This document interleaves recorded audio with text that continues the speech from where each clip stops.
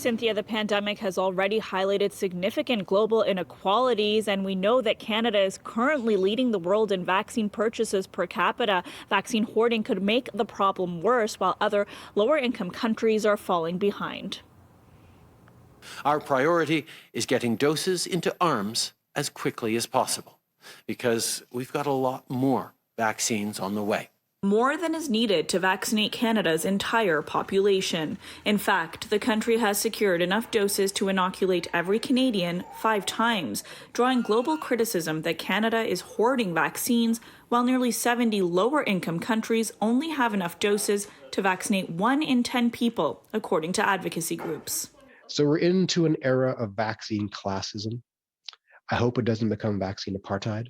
And it's not just how many vaccines, but which ones. Experts say mRNA vaccines that appear to be more effective, like Pfizer and Moderna, have been sequestered for wealthier countries, while lower-income countries are getting vaccines that are cheaper to manufacture and possibly less effective.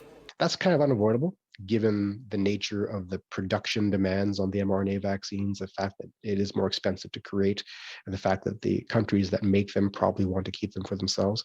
All of this creating equity issues and social divisions. Just today, Canada received 500,000 doses of the AstraZeneca vaccine from the Serum Institute of India, the world's largest vaccine manufacturer. So far, less than 1% of India's population is vaccinated. We do have to think about the implications of doing that. Is it any different, really, than procuring vaccine from COVAX? Canada remains the only G7 country to access vaccines from the global vaccine sharing program COVAX, meant primarily for developing countries. Critics say Canada has procured enough vaccines for itself that it should leave COVAX doses for other countries, but the Prime Minister says he wants to be prepared for all scenarios.